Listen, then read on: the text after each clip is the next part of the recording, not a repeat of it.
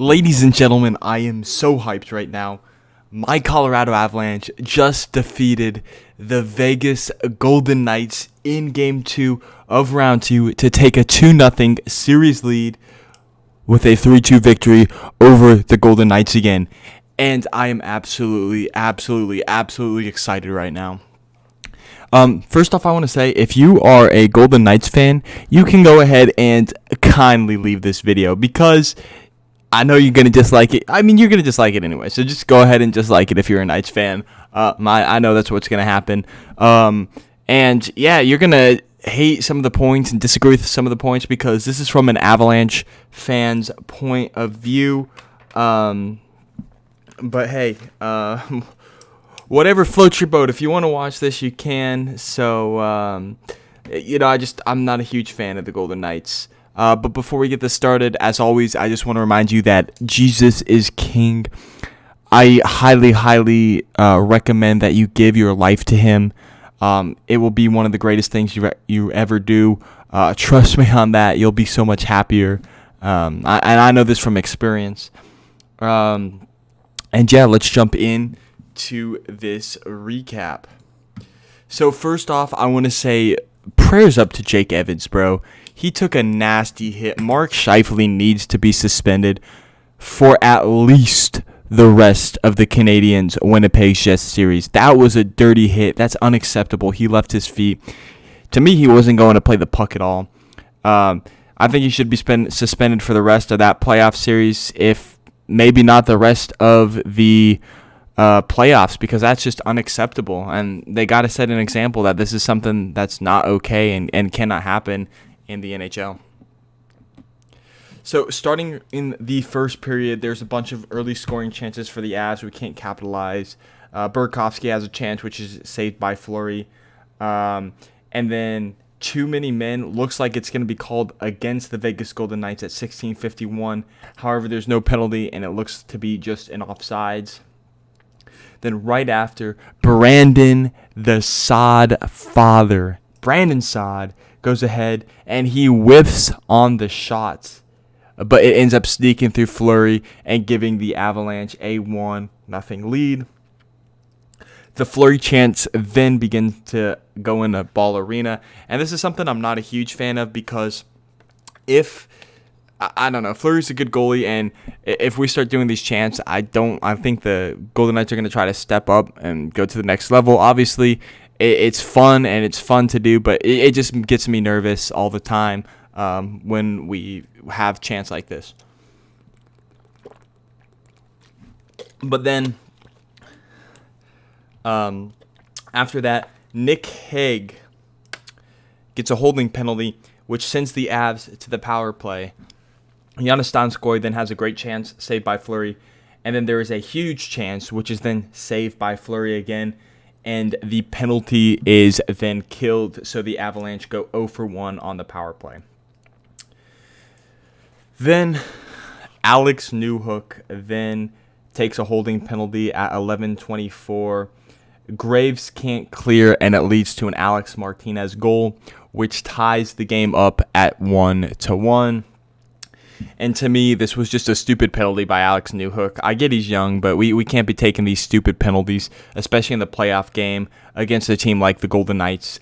It's going to lead to a costly mistake, and it leads to a score to tie the game. Then Max Pacioretty gets called for holding at 8 minutes and 15 seconds left in the period. The penalty is then once again killed by the Golden Knights, and the Avs go 0 for 2 on the power play. Then there's another huge opportunity, and Jonathan Marchessault gets called for a high sticking with 4 minutes 22 seconds. Jonathan Marchessault gets called for slashing with 4 minutes and 22 seconds remaining in the period. And to me, the Avs have to score here. There's a huge opportunity for Landeskog, which is saved by Fleury. And then Tyson Jost scores on the power play. And gives the Avs a 2-1 lead. And at this point, I'm feeling excited.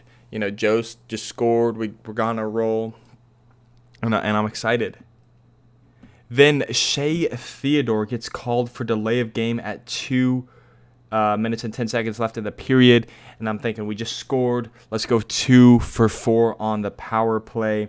Unfortunately, we don't. Landeskog overshoots the empty net, which I thought at first. Then it showed a replay, and it turns out that that shot was deflected out of play by Alex Pietrangelo, and Vegas kills the penalty, and the Avs end up going 1 for 4 on the power play, which thus ends the first period. Then, to begin the second period, Cale Makar gives the puck away, but the Avs and Grubauer play great defense. And this is where, to me, the turning point of the game started for Vegas. Vegas has lots of pressure, and Avs are playing on their heels to begin the period, just defending. And this is a not good situation because you don't get scoring opportunities, and you're just on your heels the whole time. Burakovsky then has a great chance that is saved by Fleury. Then a 3-on-2 play develops, but it ends in being no goal for the Avalanche. Nichushkin then has a big-time block shot, and then it goes the other way, and then Fleury has a big-time save on Valeri Nichushkin. There's multiple opportunities by the Avs, but no goal is scored. And then Grubauer makes some big-time saves to keep it at a 2-1 hockey game.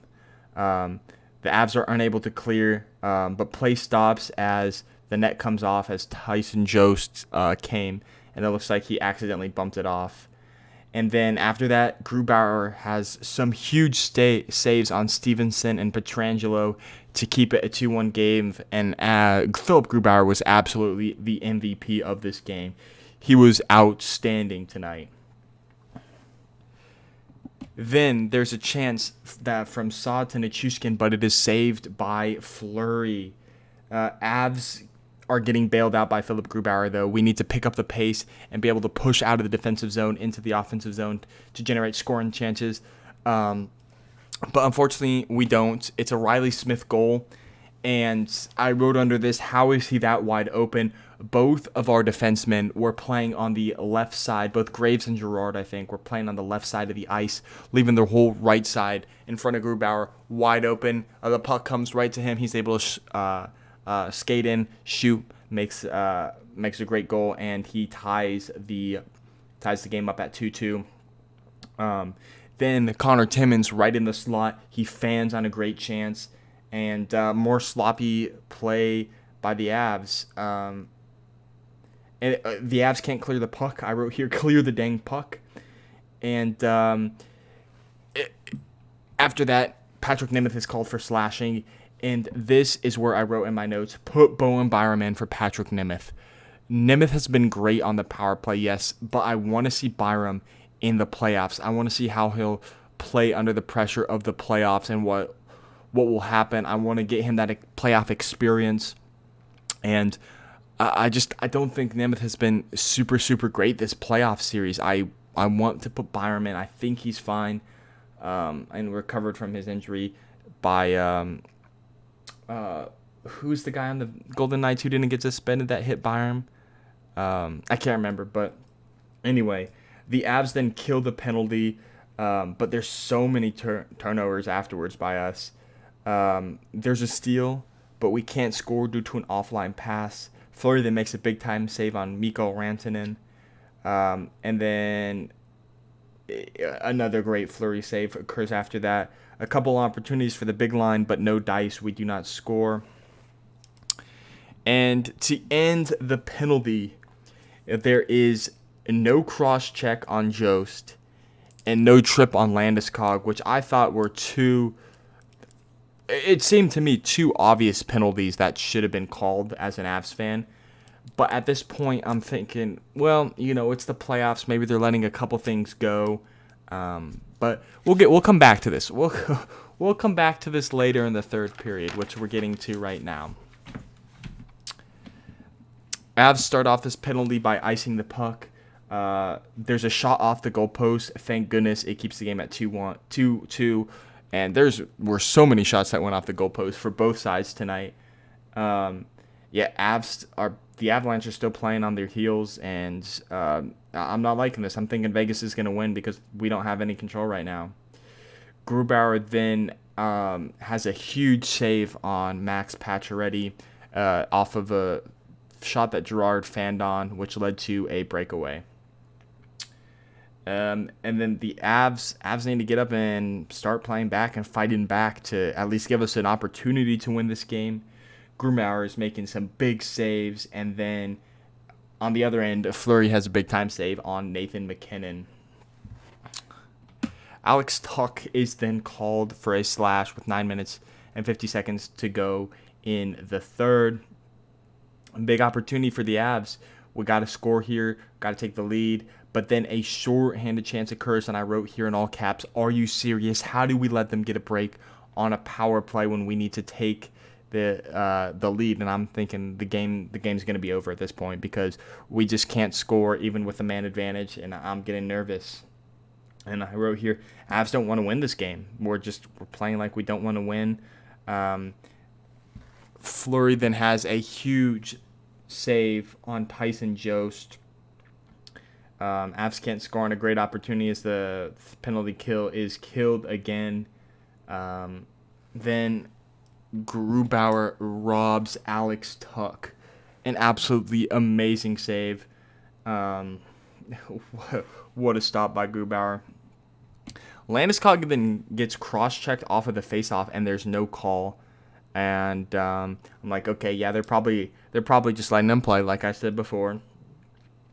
And then Burakovsky's tripped, starting a rush in the middle. And I'm like, okay, well, maybe there's no call. The Landeskog one I was kind of mad about because that's an obvious cross-check. And then the Burakovsky one I was like, man, they're just probably letting them play.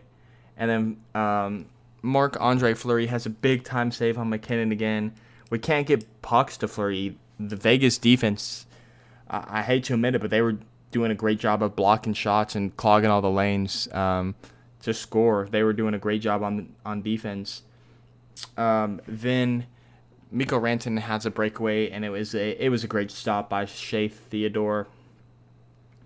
And then they call a trip on Taves on Alex Pietrangelo, and this is like, are you kidding me? And I wrote the Vegas Golden refs because, oh my goodness, this was frustrating. They don't call an obvious cross check on Landeskog, what looked to be a trip on Burakovsky, and then a cross check on Jost and a trip on Landeskog the period before, and I'm like, okay, are you kidding me? I do understand that we've had a lot of power plays, but you got to be consistent with the calls. If you're going to call this, you got to call that. So they got to call it on both sides, but I was just kind of mad there that this happened. To me, obviously, it was incidental. It was a trip, but to me, it was just, I was mad because the other penalties weren't called.